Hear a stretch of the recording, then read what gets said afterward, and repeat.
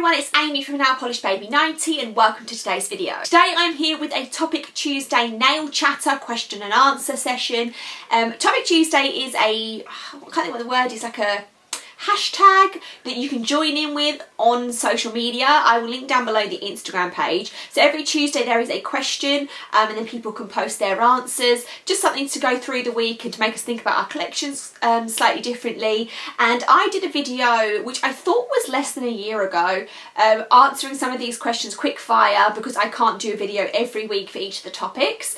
And turns out that video was 18 months ago. So I'm going to go through tons of questions, question and answer, hopefully quite quick fire from Topic Tuesday over the past 18 months. The first question that caught my eye, because I'm certainly not doing all of the questions that were on there because we would be here for hours. The first question that caught my eye was, what was your first polish pickup order? I had no clue. I had to go back and have a look and I found it. The one that I think and that I can find evidence of as my earliest one is February 2018 with these three polishes. The theme was candy confection or something like that, and I got these three beauties that are still in my collection and I still love to this day. The first one is from Pretty Jelly. This was my first Pretty Jelly polish and it's called Sweet Trip to Honeydukes.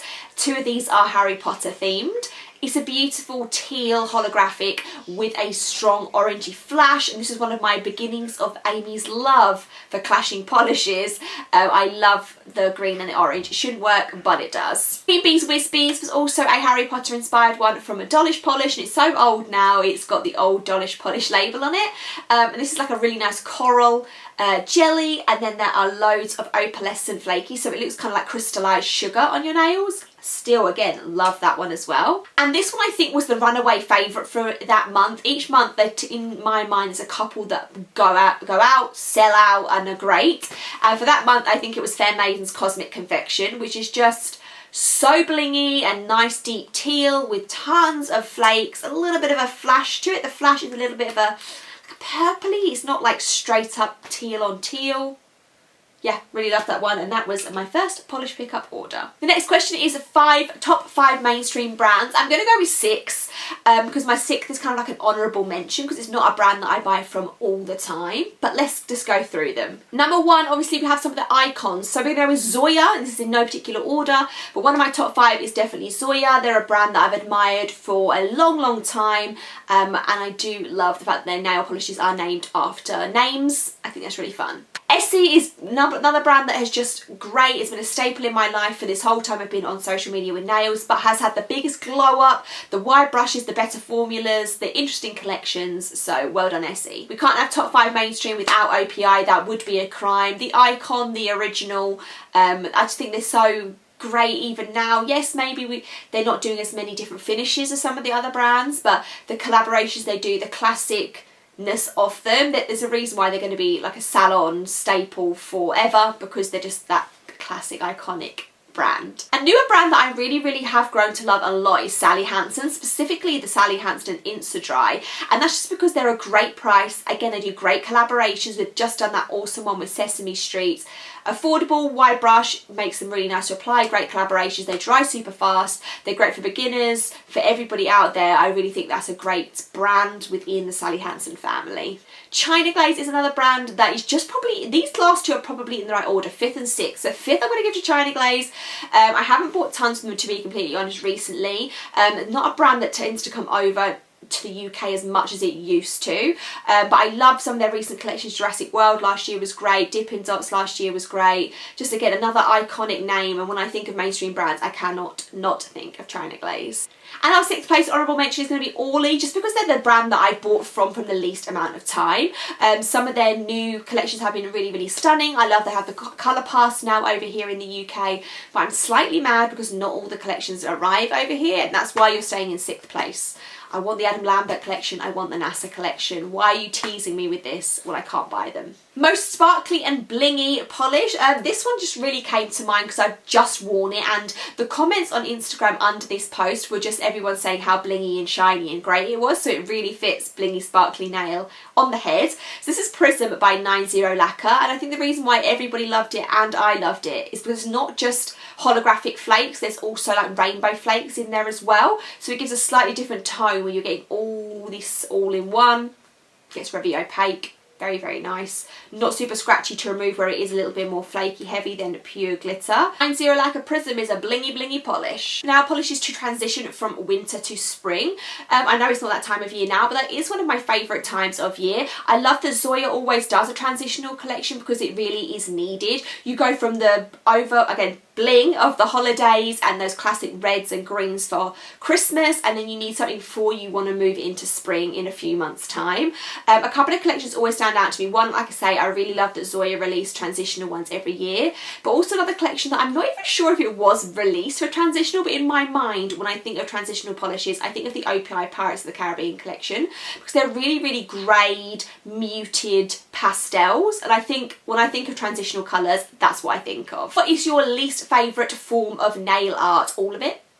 I'm not very good at nail art, so I don't dislike it on other people. I just dislike it on myself. I've never been creative in that way. I can't draw. I don't have a natural talent for that.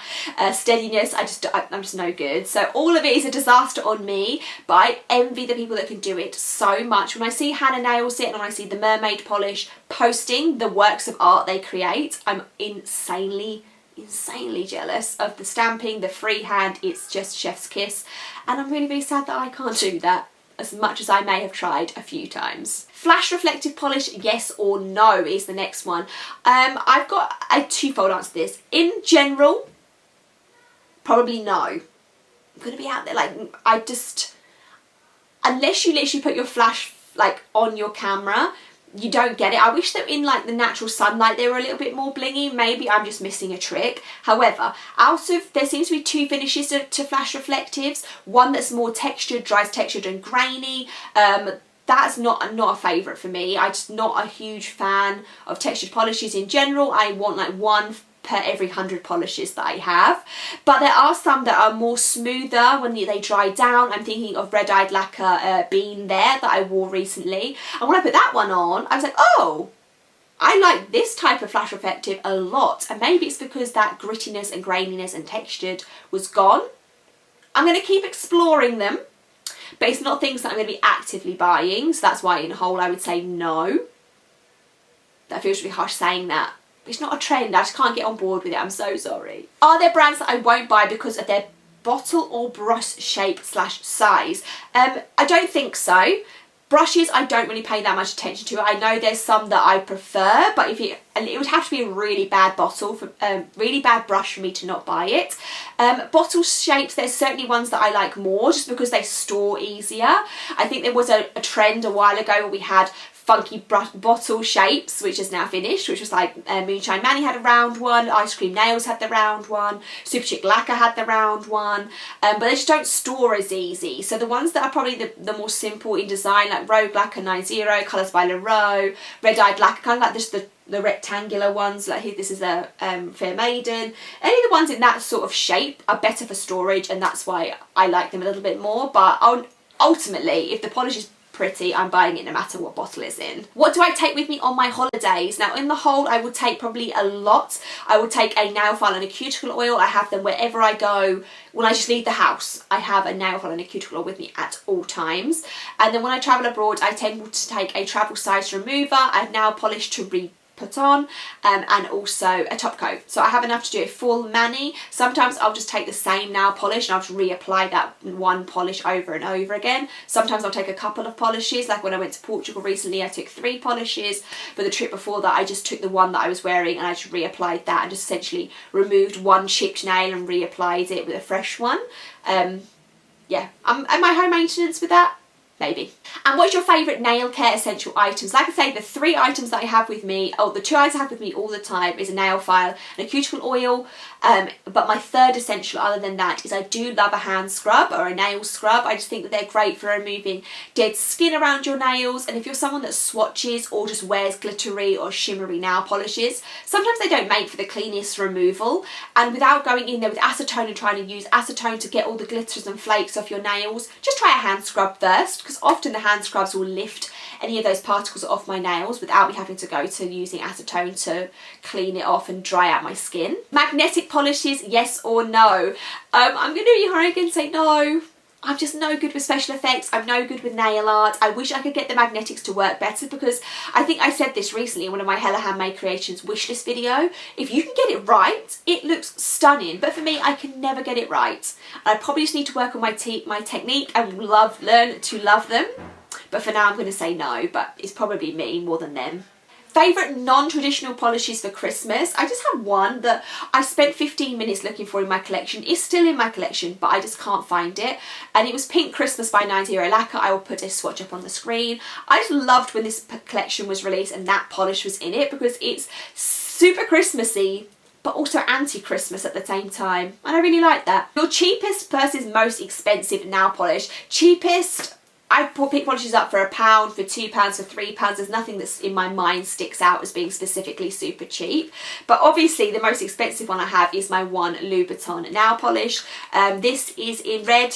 I feel like this is kind of a staple in any nail polish collector's life. Just Face 90 actually got this for me many, many years ago as a gift. So I didn't even purchase it myself, but certainly I know that they are, I know how much they retail for, and this would therefore be my most expensive polish. It's just, I've not even ever worn it.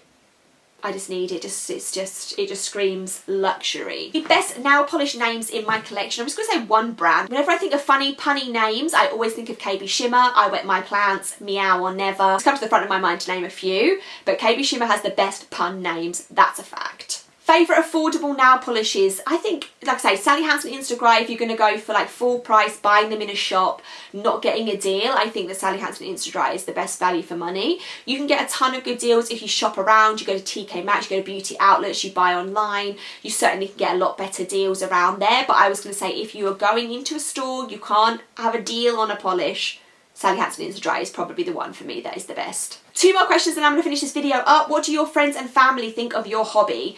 I don't know if they think too much of it, to be honest. I think my mum was more shocked about the size, I guess, of our community when I went to Polish and Beauty Expo and spoke to her about what that was like when I came back, and said last year there was 500 people that were there, this year there was 700, I believe.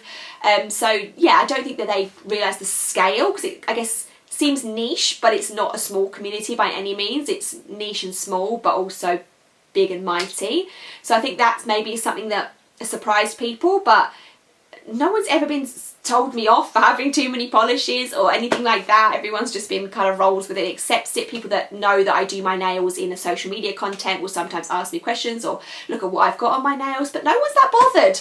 I'm afraid to say no one's that fussed. The last one is odd colour combos that you love. I've got a few samples here of ones that come to mind, because Rogue Lacquer is a brand that does odd combos that I adore. So I've just picked up these 5 polishes just to show you at the end here.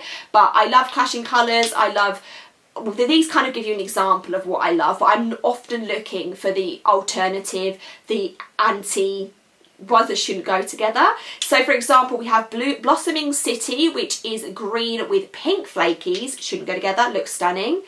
We have 2 that are blue with red. That is a lovely combination, which I adore, which is Vice, which is, again, these are all Rogue Lacquers. So that is like a warm duochrome flake in the blue base. And then just the red flaky in the blue base is Mind the Gap.